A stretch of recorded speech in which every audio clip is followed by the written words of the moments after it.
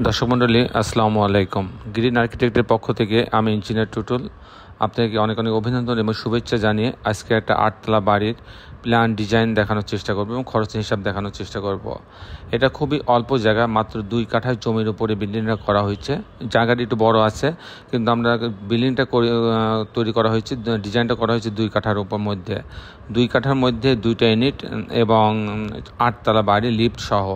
এবং এই বাড়িটা খরচের কত হিসাব সেটাও আমি আপনার মাঝে তুলে ধরার চেষ্টা করব। দর্শক মণ্ডলী, আমরা প্রতিদিন চেষ্টা করি নতুন নতুন আইডিয়া নিয়ে আপনার মাঝে উপস্থাপন করার জন্য এবং নতুন নতুন বাড়ির যে খরচের হিসাব সেগুলো সম্পর্কে একটা আইডিয়া দেওয়ার চেষ্টা করি। কারণ আপনি যখন বাড়ি করতে যাবেন তখন আপনার প্রথম এবং প্রধান একটা প্রয়োজন যেটা আপনি ফিল করেন সেটা হচ্ছে যে বাড়িটা করতে কত টাকা খরচ হতে পারে, বাড়িটা কেমন হতে পারে, আমার জায়গার উপর বাড়িটা কী ধরনের বাড়ি হলে ভালো হয়। এগুলো কিন্তু একটা কমন একটা আইডিয়া সবার প্রয়োজন হয়। তারপরে আমরা যখন ডিজাইন করি তখন আমরা চিন্তা করি যে আমার আর্কিটেক্টরা চিন্তা করে যে অল্প জায়গার মধ্যে কি করে সর্বোচ্চ সুবিধা দিয়ে প্ল্যানটা তৈরি করা যায়, যাতে বাইরেটা অনেক সুন্দর আউটলুকিং হয় এরকম, এবং ভিতরটাও যেন চমৎকার ভেন্টিলেশন সহ চমৎকার খোলামেলা হয়। এই দিকগুলো বিবেচনা করেই কিন্তু বাড়ির ডিজাইনগুলো তৈরি করা হয়। তো দর্শক মণ্ডলী, আমি ইঞ্জিনিয়ার টুটুল আছি আপনাদের সঙ্গে। আমি গ্রিন আর্কিটেক্টের পক্ষ থেকে আবারও আপনাদেরকে অভিনন্দন এবং শুভেচ্ছা জানাচ্ছি। এবং এখন আমি আপনাদেরকে এই বাড়িটার আর্কিটেকচারাল ড্রয়িংটা দেখাবো। তারপর এই ধরনের বাড়ি নির্মাণ করতে কেমন টাকা খরচ হয় তারও এটা হিসাব আমি আপনাদের মাঝে তুলে ধরার চেষ্টা করব। দেখেন, এই বাড়িটাতে কিছু ম্যাটেরিয়াল সেট করার কারণে কিন্তু বাড়িটার কম্বিনেশনটা অনেক সুন্দর লাগছে এবং বাড়িটা সব দিক থেকে কিন্তু অনেক সুন্দর লাগছে। যাই হোক, এরকম আমাদের প্রত্যেকটা বাড়ির আমরা যে 3D মডেলগুলো তৈরি করি সে মডেলগুলো কিন্তু একটা থেকে আরেকটা একটু এক্সেপশনাল হয়, যার ফলে এই বাড়িগুলো দেখতে সুন্দর লাগে। তো দর্শক মণ্ডলী, আসুন আমি এখন আপনাদেরকে আর্কিটেকচারাল ড্রয়িংয়ে নিয়ে যাই, কারণ ভিডিওটা অনেক বড় হয়ে যাচ্ছে। তো এখন আর্কিটেকচারাল ড্রয়িংটা এরকম, আপনি দেখেন যে নিচতলাটাতে লিফট রাখা আছে, সিঁড়ি আছে, এখানে একটা লিফট আছে, সিঁড়ি আছে এবং বাকি অংশ গ্যারেজ রাখা আছে, কেয়ারটেকারের রুম রাখা হয়েছে, ইলেকট্রিক্যাল মেকানিক্যাল রুম রাখা হয়েছে, গার্ড রুম রাখা হয়েছে। আমি মূলত টিপিক্যাল ফ্লোর প্ল্যানটা দেখাবো, যেখানে 2টা ইউনিট করা হয়েছে সেটা দেখাবো। গ্যারেজের অংশ দিয়ে তারা লিফটের লবিতে আসবে, এসে যখন ইউনিট এতে যাবে তখন এই দরজাটি ঢুকবে। ঢোকার পরে একটা বড় ড্রয়িং ডাইনিং পাচ্ছে, দেখেন 13 ফিট বাই 18 ফিট 5 ইঞ্চি, অনেক বড়।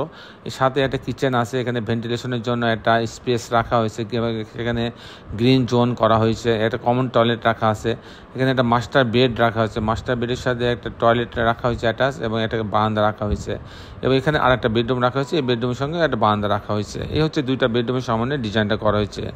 যখন ইউনিট বিতে যাবে তখন এই দরজায় ঢুকবে, ঢুকার পরে একটা আগের মতো একটা বড় drawing dining 10 feet by 16 feet 7 ইঞ্চি, এখানে একটা কমন টয়লেট রাখা হয়েছে, এখানে একটা বেডরুম, এই বেডরুমের সাথে একটা বারান্দা রাখা হয়েছে, এখানে এই ড্রয়িং ডাইনিংয়ের সঙ্গে একটা বারান্দা রাখা হয়েছে এবং একটা গ্রিন জোনের জন্য একটা স্পেস রাখা হয়েছে। এখানে মাস্টার বেডটা রাখা হয়েছে, মাস্টার বেডের সাথে টয়লেট অ্যাটাচ করা হয়েছে এবং একটা বারান্দা রাখা হয়েছে, এবং এখানে একটা কিচেন রাখা হয়েছে। এই হচ্ছে 2টা করে বেডরুমের সমন্বয়ে ডিজাইনগুলো তৈরি করা হয়েছে। দর্শক, এই ছিল মোটামুটি আর্কিটেকচারাল ড্রয়িং, এবং যেটাতে মালিক নিজে থাকবে সেটাতে উনি 3টা বেডরুম দিয়ে খোলামেলা করে একটা ইউনিট তৈরি করছেন, সেটা হচ্ছে এটা। তো আমি দর্শক মণ্ডলী, এবং ছাদের উপরে আবার একটা ইউনিট রাখা হয়েছে এবং একটা ওপেন রুফ রাখা হয়েছে, একটা হাফ পিছন থেকে একটা ইউনিট রাখা হয়েছে এবং একটা ওপেন রুফ রাখা হয়েছে। দর্শক মণ্ডলী, আমি যে কথাটা বলছিলাম যে এই বাড়িটা হবে খুলনাতে, এই বাড়িটা হবে খুলনাতে 2 কাঠা জমির উপরে 2 ইউনিট 8 তলা বাড়ি। তো দর্শক মণ্ডলী, এখন আমি আপনাদেরকে দেখাবো এই ধরনের বাড়ি নির্মাণ করতে কেমন টাকা খরচ হয় তার একটা হিসাব আমি আপনাদের মাঝে তুলে ধরার চেষ্টা করব। দর্শক মণ্ডলী, এই ধরনের 8 তলা বাড়ি নির্মাণ করতে গেলে প্রথমে যেটা আসে, এখানে 80 ফিট পাইলিং লাগছে। 80 ফিট পাইলিংয়ের জন্য আপনার প্রতি কাঠাতে আপনার 18 লক্ষ টাকা খরচ হবে, প্রতি কাঠাতে 18 লক্ষ টাকা খরচ হবে। তো 2 কাঠা জমি 36 লক্ষ টাকা থেকে 35 লক্ষ টাকা খরচ হবে পাইলিংয়ে। তারপরে আছে হচ্ছে পাইল ক্যাপ, শর্ট কলাম এবং গেট বিম, এই পর্যন্ত আপনি, এবং ফ্লোর ডালাই এ পর্যন্ত আপনি করতে গেলে একটা খরচ হবে, সেটাকে ফাউন্ডেশন খরচ আমরা বলি অনেক সময়। যে এখানে খরচটা হবে আপনার 1200 টাকা স্কোয়ার ফিট, 1000 টাকা থেকে 1200 টাকা স্কোয়ার ফিট খরচ হবে। তো যদি 1000 টাকা খরচ হয় তাহলে এখানে 15 থেকে 16 লক্ষ টাকা খরচ হবে এই অংশটুকুতে। তারপরে যে অংশটুকু আছে সেটা হচ্ছে যে কাস্টিং, প্রতি তালা যদি আপনি কাস্টিং করতে চান এই ধরনের একটা বাড়ির ক্ষেত্রে সেখানে 700 টাকা স্কোয়ার ফিট খরচ হবে। আর এই ধরনের বাড়ি যদি আমি কমপ্লিট করতে চাই লিফট সহ পাইলিং সহ আপনার হচ্ছে কাস্টিং, তারপরে ফিনিশিং কাজ বলতে বোঝায় দরজা জানলা গাঁথনি প্লাস্টার রং করা, ইলেকট্রিক্যাল কাজ, প্লাম্বিং কাজ, সমস্ত কাজ মিলায়ে আপনার অ্যাভারেজ এরকম একটা কমপ্লিট বাড়ি তৈরি করতে প্রতি স্কোয়ার ফিটে 2500 থেকে 2700 টাকা স্কোয়ার খরচ হবে। প্রতি স্কোয়ার ফিটে 2500 থেকে 2700 টাকা খরচ হবে। দর্শক মণ্ডলী, এই ছিল মোটামুটি আজকে আমার উপস্থাপনা। আপনি যারা দেশে এবং দেশের বাইরে আমার এই ভিডিও দেখলেন সবাইকে আমি আমার প্রতিষ্ঠান গ্রিন আর্কিটেক্টের পক্ষ থেকে অনেক অনেক অভিনন্দন ধন্যবাদ জানাচ্ছি। দর্শক মণ্ডলী, আমি একটা কথা সবসময় বলি যে আমরা সবাই মিলে ভালো থাকতে চাই। আসলে আমরা একটা ছোট্ট একটা ভিডিও দেখেন, এই ভিডিওটি দেখলে আপনারও ভালো লাগবে।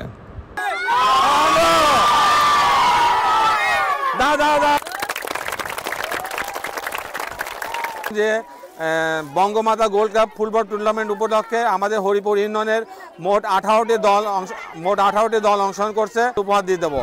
প্রথমে দেবো যে 1 নম্বর হরিপুর প্রাথমিক বিদ্যালয়। দেখো বল তুলিলাম হাতে।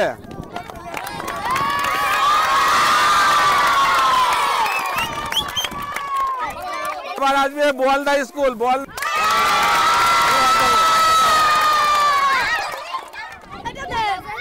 সিরাজুন্নেসা সবাইকে আমি বল হাতে তুলে দিচ্ছি, জোরে হাততালি। দর্শক মণ্ডলী, এরকম কাজ আমি মাঝে মধ্যেই আমি প্রায় দিনে না হলেও অন্তত মাসে 5-7টা এরকম কাজ আমি করি। বাচ্চাদের মাঝে যাই, কখনো মুরব্বী অসুস্থ মানুষের মাঝে যাই, তাদের একটু আমার যে সঞ্চিত অর্জিত টাকা কষ্ট করে ডিজাইন করে যে টাকা আমি উপার্জন করি সেই টাকা থেকে তাদের মুখে একটু হাসি ফোটানোর জন্য এই কাজগুলো করে থাকি। আমরা সবাই যার যার জায়গা থেকে যদি একটু করে ভালো কাজ করার চেষ্টা করি আমরা সমাজে সবার মুখে হাসি ফোটাতে পারবো। আসুন আমরা সবাই মিলে ভালো থাকার চেষ্টা করি। সবাই ভালো থাকবেন। আল্লাহ হাফেজ।